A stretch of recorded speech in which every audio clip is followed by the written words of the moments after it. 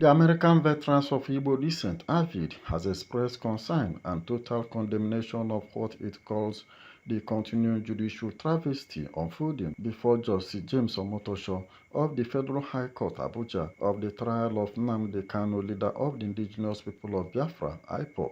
In a statement made available to journalists and signed by AVID President Chief Dr. Sylvester Onya, the group called on the United Nations Human Rights Council, the U.S. Department of State, the African Commission on Human and People's Rights, and the International Criminal Court (ICC) to closely monitor and document what it calls the ongoing judicial abuses in Nigeria. The trial of Nnamdi Kanu in its present form, the group says, is not just a constitutional aberration but an affront to international human rights standards on fair trial and rule of law. The group says, and I quote, Justice Omotosho's courtroom has become a theater of constitutional absurdity, a place where a man is asked to defend himself against a non-existent law, where judicial notice is optional, and where constitutional provisions are treated as irritants.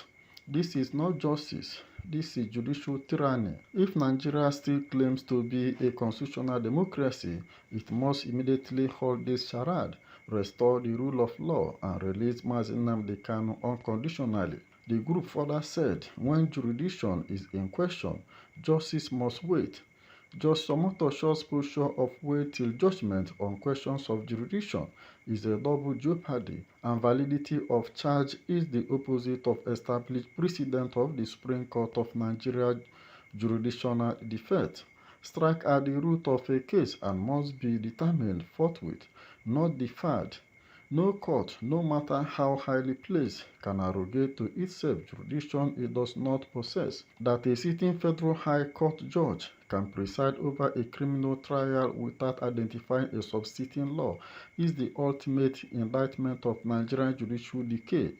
It is appalling that in the face of such manifest constitutional infidelity, Nigeria's legal institutions, the Nigerian Bar Association (NBA), the National Judicial Council (NJC), and so-called legal analysts have chosen cowardly silence a nation whose lawyers fear to ask, under what law is this man being tried, has surrendered to its conscience, to tyranny.